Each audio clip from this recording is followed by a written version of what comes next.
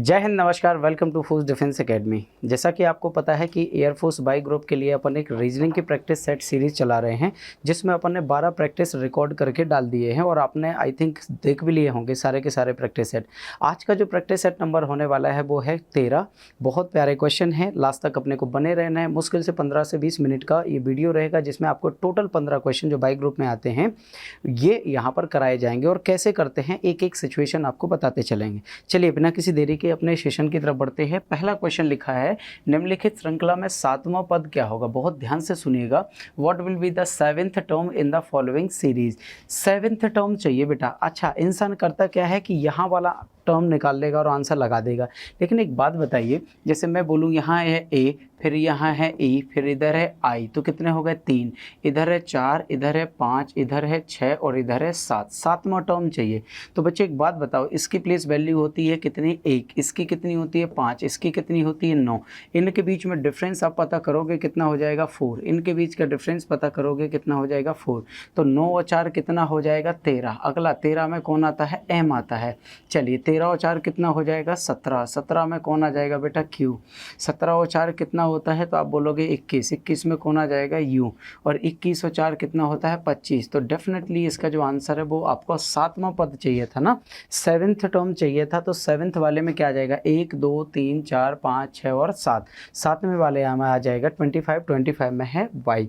तो definitely answer क्या लगाओगे इसका, आप वाई लगा के आ जाओगे। ठीक है, कोई दिक्कत है इसमें, किसी को भी कोई दिक्कत नहीं होनी चाहिए। जल्दबाजी में आपको आंसर नहीं लगाना है, क्योंकि बहुत सारे लोग करेंगे क्या कि जैसे ही उसको सीरीज ये दिखेगी ऊपर वाला स्टेटमेंट पढ़ेगा ही नहीं और यहाँ वाला लेटर निकाल के आ जाएगा। यहाँ के हिसाब से तो देखो 13 आता है, यानी कि एम आएगा, बट यहाँ एम थोड़ी चाहिए था, 7th टर्म चाहिए था। चलिए बहुत प्यारा क्वेश्चन था। अगला क्वेश्चन देखिए क्या लिखा है। Pointing to a boy mister Shakila said, Mrs. Sakila said, he is the son of my husband's son. What is the Sakila's relation with that boys? एक लड़के की ओर इशारा करते हुए श्रीमती शकीला ने कहा कि यह जो लड़का है ना, यह है। तो अपस्ट्रॉफी वाला शब्द हमेशा क्या कर देते हैं हम लोग, छोड़ देते हैं। यहाँ देखो, मेरे मतलब 1, पति मतलब 2, के बेटे मतलब 3, का बेटा मतलब 4। यहाँ कितने लोगों की बात की जा रही है, 4। पहले नंबर पे हम उस व्यक्ति को बनाते हैं जिस व्यक्ति ने इशारा किया हो। देखो, एक लड़के की ओर इशारा करते हुए श्रीमती शकीला ने कहा, मतलब पहले नंबर पे श्रीमती शकीला बनेंगी और शकीला फीमेल है। फीमेल को मैं हमेशा क्या करता हूँ, सर्कल में बनाता हूँ। ये है शकीला, ध्यान रखना, ये पहले नंबर पे वो व्यक्ति है जिसने इशारा किया हो। तो शकीला, मेरे पति, तो इसके पति मतलब ये शादी हो गई और इसके पति हो गए मेल। मेल को मैं ट्रायंगल में पैक करता हूँ, तो ये उसके पति हो गए। मेरे पति के बेटे, तो इसका बेटा कहाँ आ जाएगा, इसके नीचे आ जाएगा, क्योंकि बेटा जो है ना वो निचली जनरेशन का है तो नीचे बनाएंगे, और लड़का है तो डेफिनेटली ट्रायंगल होगा। का बेटा है तो इसके बेटे का बेटा है, ये है बेटा वो चौथे नंबर पे। अच्छा, ये भी लड़का है, तो ये जो लास्ट में बनता है ना, ये लास्ट वाला यही होता है जो अपस्ट्रॉफी में है। तो एक बात बताओ, ध्यान से सुनना। एक लड़के की ओर इशारा करते हुए श्रीमती शकीला ने कहा, किसने कहा, शकीला ने। तो पहले नंबर पे कौन बन गई, शकीला, कि यह जो लड़का है, यह मतलब जो लास्ट वाला है ना, ये वो लड़का है जिसके बारे में बात की जा रही थी। मतलब आप ऐसे समझ लीजिएगा कि पहले नंबर पे हम उस व्यक्ति को बनाते हैं जिसने इशारा किया हो, और लास्ट में हम उस व्यक्ति को बनाते हैं जो अपस्ट्रॉफी के बाद हो या जिसके बारे में बात की जा रही हो। ठीक है, बहुत ध्यान से। तो अब आपको ये बताना था शकीला का उस लड़के से क्या रिश्ता है। इस लड़के से शकीला कौन लगेंगे। देखो, ये लड़का, ये उसके पापा, पापा के पापा दादा, तो दादा की पत्नी क्या होगी, दादी। दादी कहाँ पर है सर, ऑप्शन नंबर सी में, यानी कि ग्रैंड मदर। डेफिनेटली है, मुझे नहीं लगता कि किसी भी बच्चे को कोई भी दिक्कत होने वाली है। प्यारा सा क्वेश्चन था। चले भाई अगले क्वेश्चन पे। चलिए, लिखा है, in the following question select the missing number from the given series. इस दी हुई सीरीज में आपको मिसिंग नंबर फाइंड आउट करना है कि क्या होगा। अब देखो, मेरे सामने सीरीज कितनी दी गई है सर, 31 दी गई है। सेकेंड टर्म लिया है 63, नेक्स्ट टर्म लिया है 124, नेक्स्ट टर्म है 251, देन नेक्स्ट आपको फाइंड आउट करना है। तो एक बात बताओ, इनके बीच में आप ये पता करो कि ये बना कैसे होगा। तो देखो, यहाँ से यहाँ तक 251 तक गया, 31 से 251 तक गया, तो मतलब वैल्यू थोड़ा तेज बढ़ रही है। और मैंने हमेशा ये चीज़ पढ़ा के रखी हुई कि जब भी वैल्यू थोड़ा सा तेज बढ़ती है ना, तो डेफिनेटली उसमें मल्टीप्लाई या स्क्वायर या क्यूब वाला सेक्शन होगा। चलिए देख लेते हैं। सर 31 से 63, तो 31 दूनी 62 और प्लस 1 जोड़ दोगे तो 63। बोलो हाँ जी सर। अच्छा, 63 दो नहीं तो होता है 126। 126 में -2 कर दो तो देखो यहाँ +1 -2 इंटू तो सभी 2 में होगा, इंटू 2 तो सर सभी में करते जाओ, इंटू 2 तो क्या करते जाओ सभी में, देखो क्योंकि यहाँ भी into 2 into 2 into 2 into 2 sir +1 -2 +3 -4 ऐसे कर लो तो अब आपका सीरीज बन जाएगा। 251 दूनी कितने होते हैं सर? 251 दूनी होती हैं 502 और 502 में से 4 घटा देंगे तो हो जाएगा 498, यानी कि हमारा जो परफेक्ट आंसर आ जाएगा वो 498 हो जाएगा। और 498 कहाँ पर है सर? ऑप्शन नंबर बी में दिखाई दे रहा था। एग्जैक्टली उसमें कोई भी समस्या नहीं होना चाहिए। आप ये पहचाना करो कि ये नंबर बढ़ रहे हैं, ये नंबर घट रहे हैं या क्या हो रहा है। अगर नंबर प्लस प्लस या धीरे धीरे बढ़ रहे हैं तो डेफिनेटली प्लस का रिलेशन होगा, अगर थोड़ा सा तेज बढ़ रहे हैं तो इंटू का या इंटू प्लस दोनों हो सकता है, और बहुत तेजी से बढ़ रहे हैं तो स्क्वायर या क्यूब का होगा। नेक्स्ट क्वेश्चन देखिए क्या लिखा हुआ है। If the day on January 1st 2003 was Sunday, what will be the day on January 1st 2004, है ना। 1 जनवरी 2003 को रविवार था। अच्छा मैंने बोला कि 1 जन 2003 यानी 2003 आप ऐसे लिख लो। इस दिन क्या था मेरे भाई? इस दिन था संडे 2003, है ना, ऐसे बोल लो सर। तो 1 जन 2004 को कौन सा डे होगा?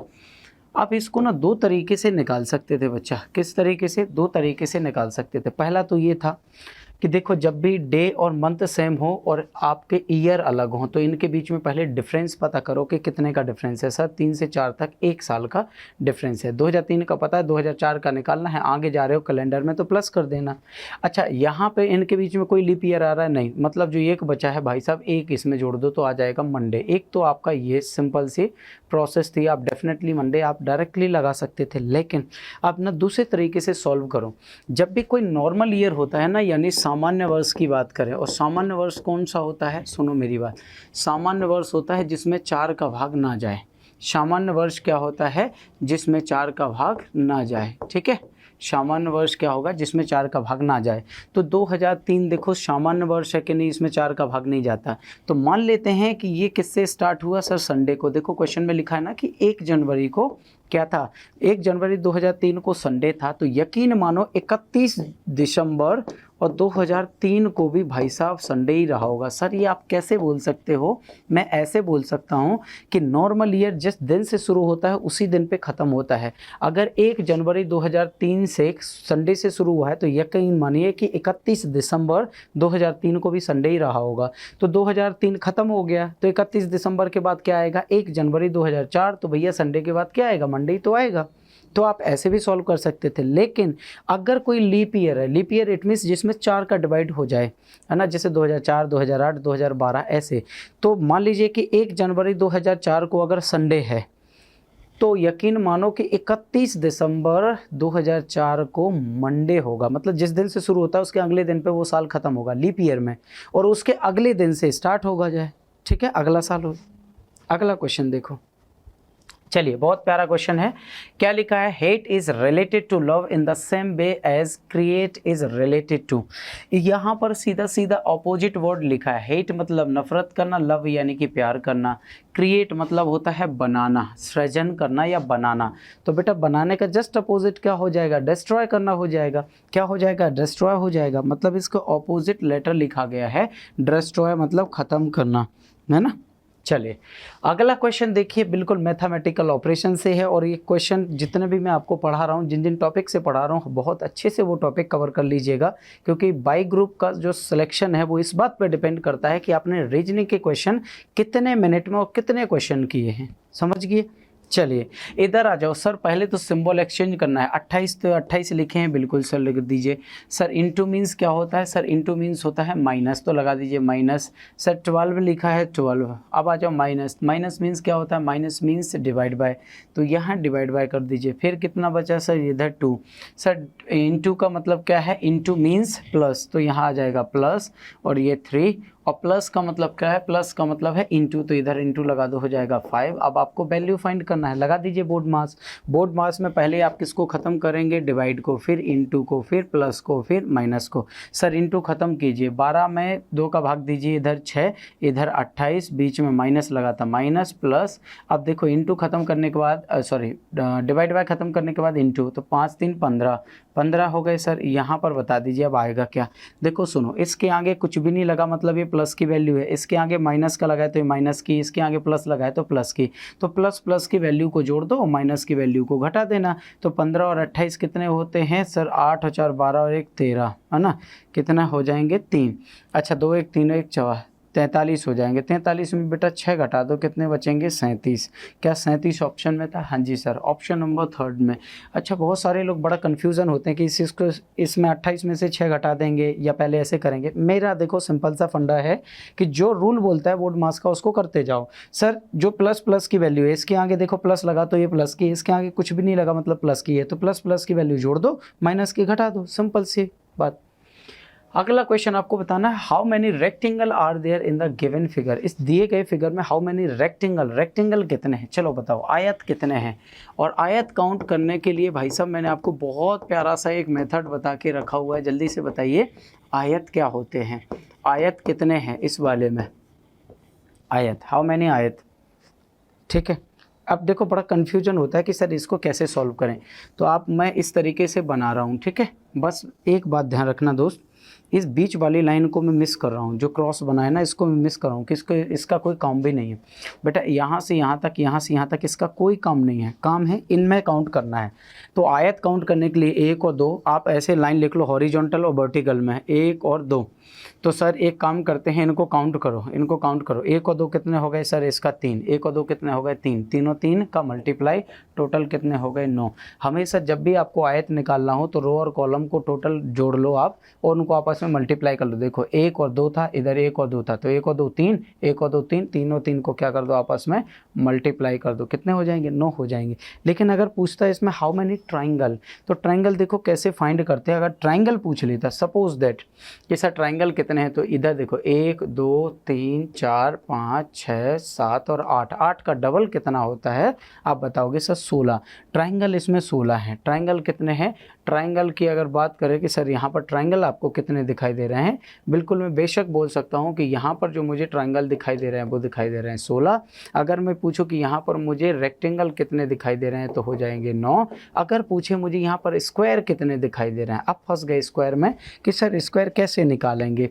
तो देखो भाई ध्यान से ये बराबर मान के चलो, तो 1 2 3 4 और 1 ही बड़ा वाला 5, टोटल कितने हो गए 5। क्योंकि हमेशा स्क्वायर ऐसे निकाले जाते हैं, जैसे इसमें बताओ स्क्वायर कितने हैं सर, 1 2 3 4 और 1 ही बड़ा वाला 5 हो जाएंगे। तो आप इस तरीके से भी निकाल सकते थे। चलिए अगला बताइए, 3 of the following 4 words are alike in a certain way and one is different. Pick the word that is different from the rest. ये 4 वर्ड आपके सामने लिखे हैं और 3 किसी न किसी तरीके से सिमिलर हैं, एक अलग है। ये इसको ऑड वन आउट भी बोल सकते हैं, क्लासिफिकेशन के तौर पे भी बोल सकते हैं। बताइए ज़रा, देखो क्या हो सकता है सर, कौवा हो गया, उल्लू हो गया और गौरैया, ये तीनों एग लेइंग करते हैं, जबकि जो वेट थी ना ये मैमल्स में आती हैं। ये तीनों चिड़िया हैं जबकि ये क्या है, मैमल्स है। क्या है, मैमल्स है। तो चमगादड़ को हम अलग कर दे सकते हैं, या फिर ये बोल दो कि चमगादड़ बच्चे देता है, तो अलग कर सकते हैं। चलिए इसका बताइए, बहुत प्यारा सा क्वेश्चन है सर। अगला क्वेश्चन की तरफ बढ़ेंगे तो देखो ध्यान से सुनो सर, इस वाले डायग्राम में ये वाला एरिया फिल है, फिर अगले वाले में देखो नीचे वाला ये वाला एरिया फिल है, बोलो हाँ जी सर। फिर अगले वाले में ये वाला एरिया फिल है, अब की बार ऊपर वाला, तो ये वाला एरिया फिल कहाँ है, इधर था, नहीं सर इधर था, इधर था, इधर था। सर जिस साइड फिल है उसी साइड एरो है, जिस साइड फिल है उसी साइड एरो है, जिस साइड फिल है उसी साइड एरो है। तो एरो ऊपर की तरफ चाहिए सर, इसमें एरो नीचे, इसमें तो एरो नीचे। बचेगा क्या सर, ऑप्शन नंबर 1। क्या बचेगा, ऑप्शन नंबर 1 बचेगा। अगला क्वेश्चन देखिएगा, बहुत ध्यान से सुनना सर। ये दोनों के दोनों यहाँ पर हैं, अगली बार ये ऐसे क्लॉकवाइज रोटेट हो रहे हैं तो इस वाले एरिया पे आ गए इधर। अगली बार नीचे की तरफ आएंगे तो देखो, अगली बार नीचे की तरफ आएंगे तो देखो डायग्राम बनेगा ऐसे नीचे की तरफ, है ना, ऐसे बनेगा। और फिर अगली बार में फिर इस साइड आएगा तो इधर आ जाएगा, तो बीच वाला चाहिए था, तो मतलब इधर चाहिए, इसमें है, इसमें है, इसमें है, इसमें है। अच्छा ये देखो, ये बाहर की तरफ है फिर अंदर की तरफ है, तो आपकी बार बाहर की तरफ चाहिए ना, और बाहर की तरफ चाहिए तो ये ये नीचे है, फिर इधर आ गया, ऊपर चाहिए तो बाहर की तरफ ऊपर चाहिए था सर, ये अंदर की तरफ है, ये है बाहर, ये है बाहर, ये अंदर की तरफ। लेकिन ध्यान से सुनो सर, ये दोनों लाइन के ठीक बीच में है, इधर बीच में है, इधर तो अलग है बेटा, ये गलत हो जाएगा। क्या बचेगा? सी। क्या बचेगा? सी। एक एक करके छोटे छोटे यूनिट डायग्राम से आप इसको एलिमिनेट कर सकते थे। अगला क्वेश्चन देखिए, लिखा है कॉफ़ी, टी, बेवरेज, पेय पदार्थ, चाय और कॉफ़ी।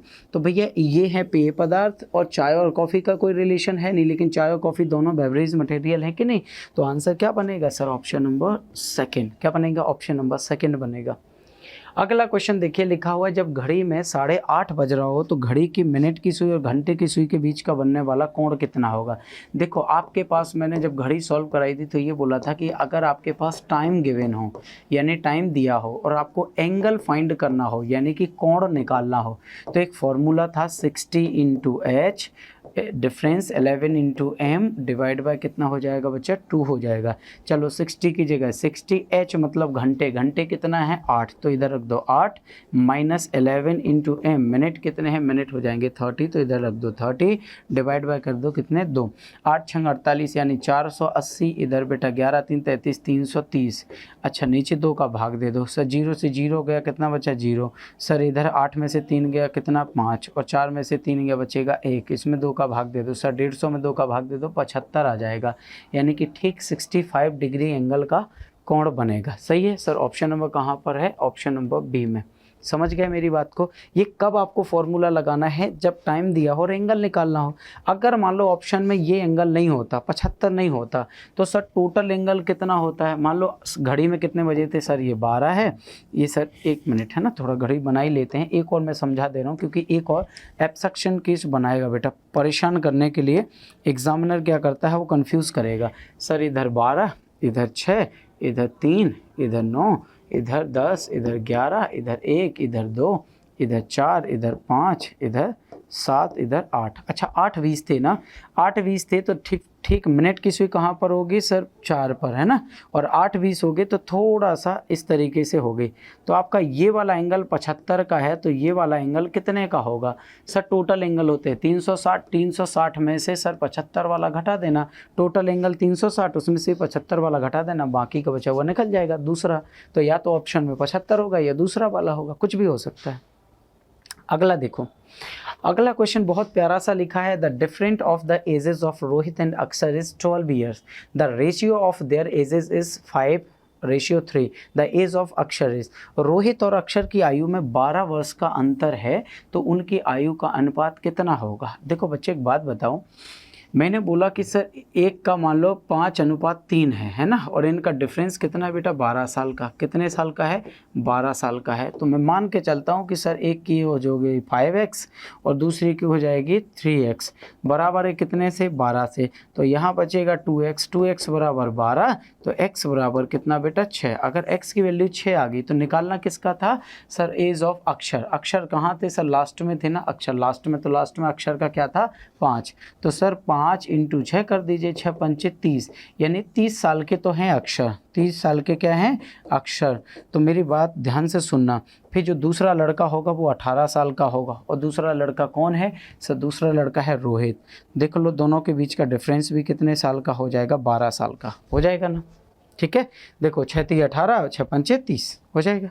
बहुत प्यारा। अगला देखो, कौन सी संख्या लुप्त है? Which number is missing? Sir 1 का स्क्वायर, 3 का, 5 का, 7 का, तो आपके पास 9 का स्क्वायर। भैया सारे के सारे और नंबर का स्क्वायर है, 1 3 5 7 9। सिंपल सा क्वेश्चन था, बहुत जल्दी हो सकता था। अगला क्वेश्चन देखो, इन अ सर्टेन कोड, किसी भी कोड में VULGAR vulgar, vulgar is coded to FGPUAJ, then same language में आपको किसको बताना है? फॉर्मेट को क्या बोला जाएगा? FORMAT format. ठीक है, अब आप बताइएगा कि सर इसको आप कैसे सॉल्व कर सकते थे। देखो मेरे पास क्या है कि मुझे प्लेस वैल्यू और अपोजिट नंबर बहुत अच्छे से याद हैं, तो मैं जैसे ही क्वेश्चन देखता हूं तो सबसे पहले अपोजिट रिलेशन चेक करने की कोशिश करता हूं, या फिर इनका ना जो रिवर्स पैटर्न है उसको चेक करने की कोशिश करता हूं। देखो V का अपोजिट होता है मेरे भाई, कौन सा होता है? V का अपोजिट होता है E, और E में 1 जोड़ दोगे तो हो जाएगा F। यू का अपोजिट क्या हो जाएगा, जल्दी से बताओ बेटा, यू का अपोजिट क्या हो जाएगा, एफ, और एफ में एक जोड़ दोगे तो हो जाएगा जी, ठीक है। आगे एल का अपोजिट होता है ओ, ओ में एक जोड़ दोगे तो पी, जी का अपोजिट होता है टी, टी में एक जोड़ दोगे तो यू, ए का अपोजिट होता है जेड, जेड में एक जोड़ दोगे फिर से ए, आर का अपोजिट होता है आई, आई में एक जोड़ दोगे तो आपका जे। सर इसका अपोजिट लेटर +1 हुआ है तो आ जाओ भाई, एफ का अपोजिट होता है यू और यू में एक जोड़ दोगे तो भाई हो जाएगा वी, तो वी से स्टार्ट होगा। सर इधर भी नहीं है इधर भी नहीं है, अच्छा इधर वी है एम है एम है, तीसरे वाले लेटर से मुझे आंसर मिल जाएगा। तो देखो तीसरे आर का अपोजिट होता है आई, आई में मैं एक जोड़ दूंगा तो आई की प्लेस वैल्यू 9, 9 में एक जोड़ दूंगा 10, 10 में चाहिए मुझे जे, तो इधर तो ओ है, ख़त्म करो। आंसर क्या बचेगा सर, डी बचेगा। आंसर क्या बनेगा, डी बनेगा। ये टोटल जो 15 क्वेश्चन थे बेटा, ये 15 क्वेश्चन अपने प्रैक्टिस सेट नंबर 13 है ये। इसमें बहुत प्यारे क्वेश्चन है, जिन जिन टॉपिक से ये क्वेश्चन बने हैं वो टॉपिक आप बहुत अच्छे से कर लीजिए, ठीक है। अगले प्रैक्टिस सेट में 14 में अपन मिलेंगे, तब तक के लिए नमस्कार, जय हिंद, थैंक यू।